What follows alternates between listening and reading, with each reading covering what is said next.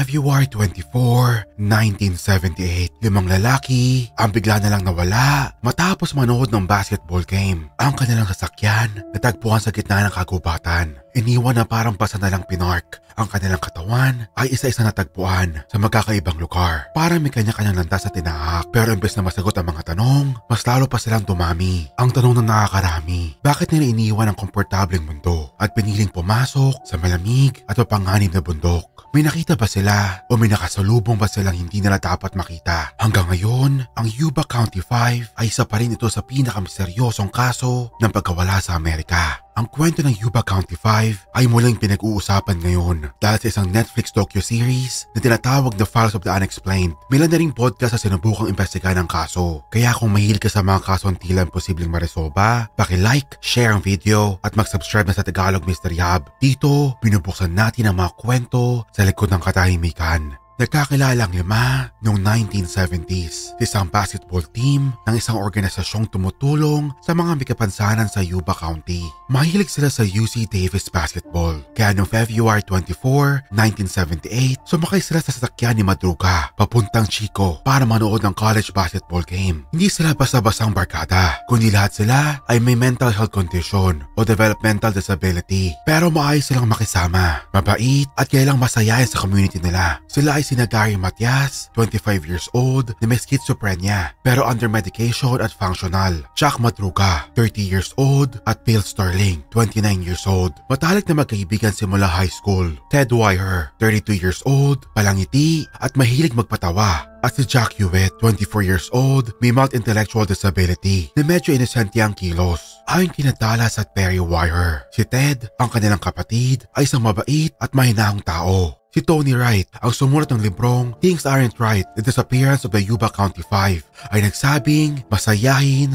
at aktibo ang 5 magkakaibigan at mahilig silang magbanding. Pagkatapos sa larong basketball, doon na nangyari ang nakakilabot na pagkawala at pagkamatay ng Yuba County 5. Ang Chico State at UC Davis basketball teams ang naglaban. Taga-suporta talaga sila ng Davis team. Dumana sila sa rutang ito kaya pamilyar na sila sa lugar. Paliwanag ni Bernardes. Si Bernardes ay investigador ng mga cold case sa Yuba County Sheriff's Office. Ayon sa kanya, nakarating ang mga lalaki sa laro. Matapos ang laban, tumigil sila sa isang convenience store sa Chico, isang empleyada ng Burst Market, isang maliit na tindahan malapit sa universidad ang nagsabing nakita niyang 5 na dumaan para bumili ng merienda. Ayon sa kanya, masaya at excited ang grupo. Ilang araw na hinanap ng mga pamilya ang kanilang mga mahal sa buhay. Halos 3 buwan at kalahati ang lumipas bago may nakitang lead ang mga investigador. Isang grupo ng mga nag-offroad na motorcyclists ang nakita ng mga lumang portable building na dating gamit ng mga bombero malapit sa isang camping sa Plumas County. May napansin silang basag na bintana kaya lumapit sila para silipin. Nang report ng mga magulang na nawawala ang 5, agad nagsimula ang search and rescue operations. Natagpuan ng mga rescuer ang sasakyan ng 5 sa isang liblib na party ng Plumas National Forest sa mataas na bahagi ng bundok na may maalikabok na daan. Ayon sa mga crew, maayos pantakbo ng sasakyan at pwede sanang maitulak palabas ng niebe matapos ang snowstorm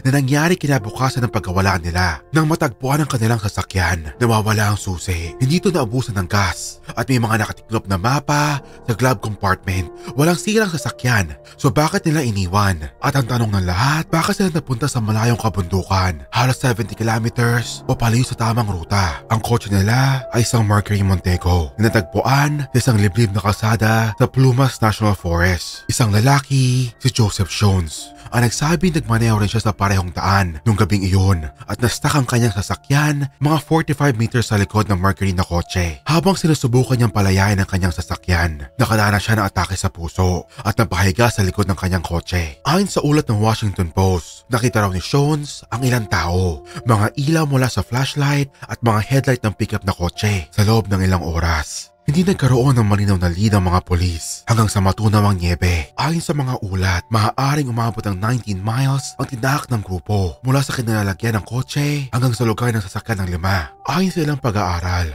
tulad ng kina Twarzik at Steinberg, ang ganitong lugar kadalasang pinupuntahan ng mga gustong umiwas o tumakas. Pero baka sila tatakas Excited pa nga sila para sa kanilang basketball game kinabukasan. May nagsasabing baka may nagbanta sa kanila o baka may sunundan silang hindi nila kilala, isang estranghero. Ayon sa ulat ng UPI, isang motoristang dumadaan sa isang Forest Service trailer sa bundok ang nakita ng basag na bintana. 4 na buwan matapos silang mawala, natagpuan ang bangkay ni Ted Wire sa loob ng isang sasakyan malapit sa bundok. Nakabalot siya ng kumot, halos isang linggo ng patay. Lumalabas sa investigasyon na halos 100 pounds ang nabawas sa kanyang timbang. Namatay siya sa gutom. Kahit na may sapat na canned goods sa locker sa labas ng trailer na pwede sanang tumagal na ilang buwan para sa buong grupo. Wala si Ted sa kanyang boot at naiwan naman ang sapatos si Gary sa loob ng trailer. May propane heater din doon pero hindi man na nagalaw. Ayon sa Washington Post, nakabalot si Ted na maraming kumot at matindi na ang frostbite sa kanyang mga paa. Ayon sa autopsy, malnutrition at frostbite ang kinamatay niya. Ibig sabihin, ilang linggo siyang nabuhay bago tuluyang sumuko ang katawan niya. Sa ulat ng pulisya, si Ted na dating ahitang muka noong February ay meron ng buong balbas. Patunay na nakaligtas siya ng ilang linggo sa loob ng sasakyan nila. May mga posporo at kahoy na gamit sa loob pero walang palatandaan na nagsindi sila ng apoy. Nakain na ang ilang rasyon mula sa storage shed pero hindi man na nabuksan ang locker na may mas maraming pagkain. So ang tanong ng mga nakakarami, bakit hindi niya ginamit ang mga pagkain at gamit sa sasakyan? May takot ba siya? May kasama ba silang nasaktan?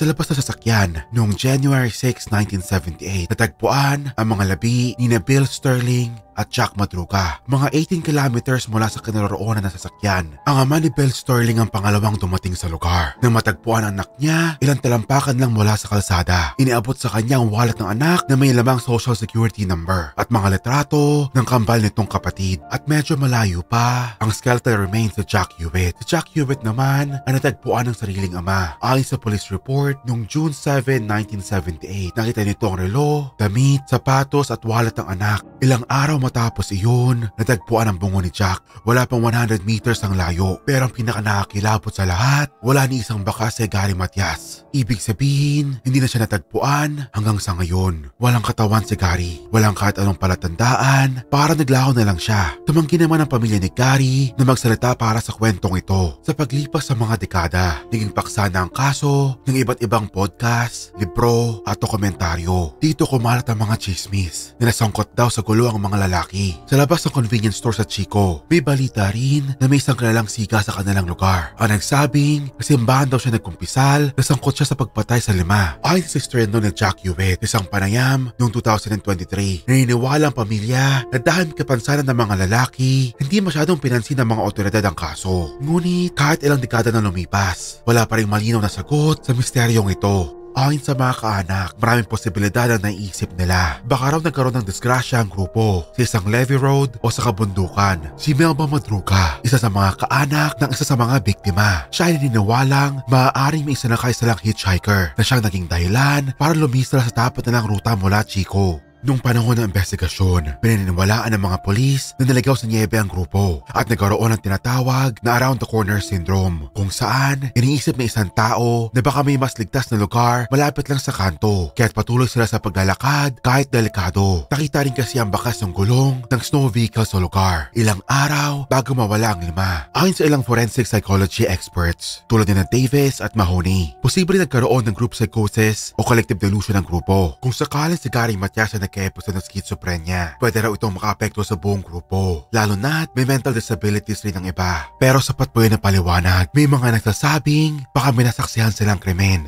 at napilitang tumakas o baka may nanakot o sumunod sa kanila. Pero kung may killer, bakit hindi agad sila pinatay? Bakit parang may nag-alaga pa kay Ted sa loob ng trailer pero hindi siya sinagip? Ilang teorya ang lumutang. Una, naligaw sila at nagpanik. Pangalawa, may nanakot o nanakit sa kanila. Pangatlo, nagkaroon sila ng mental breakdown. Lalo na kung iisipin ang mental health condition ni Gary. Ayon sa pag-aaral ni Cantor, kapag ang isang tao ay nalagay sa sobrang stress sa kakaibang lugar, maaari siyang gumawa ng hindi logical na desisyon. Tulad ng paglalakad palayo sa ligtas na sasakyan. Ngunit ang tanong, kung nagkapanik lang sila, bakit walang senyales ng pag-akit ng mga hayop sa katawan?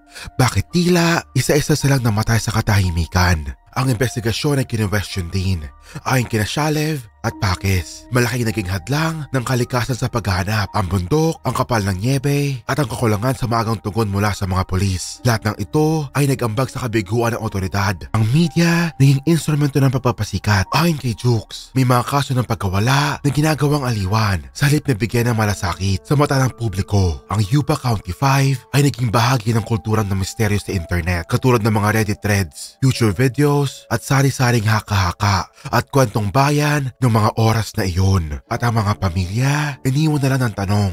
Ayon kina Galanter at Dermatis, ang epekto ng unexplained loss ay malalim at pangmatagalan. Laging may kasamang paano kung, laging may tanong na buhay pa kaya sila. Hindi pa rin nakikita si Gary Matias. Wala rin nakikitang kasagutan sa mga tanong. Bakit sila pumunta sa kagubatan? Sino nag-udyok sa kanilang umalis? At kung may masamang nangyari, bakit tila walang lumaban? Sa huli, isa lang ang malinaw. Ang misteryo ay buhay na buhay pa rin. Kung ikaw nasa gitna ng kagubatan, may sasakyang may gasolina, may protection mula sa lamig, iiwan mo ba ito? Sa ngayon, itanong mo ito sa sarili mo. Sa kasong ito, ano ba talaga ang mas nakakatakot? Ang pagkawala o ang katotohanan ng posibleng may ibang sangkot at nanonood lang sa malayo? Ano sa tingin mo? Kung may opinion ka, pa-comment sa ibaba. At huwag kalimutang i-like, i-share ang video at mag-subscribe na sa Tagalog Misteryab para sa mas marami pang kwento ng misteryo tulad nito. Hanggang sa muli, paalam.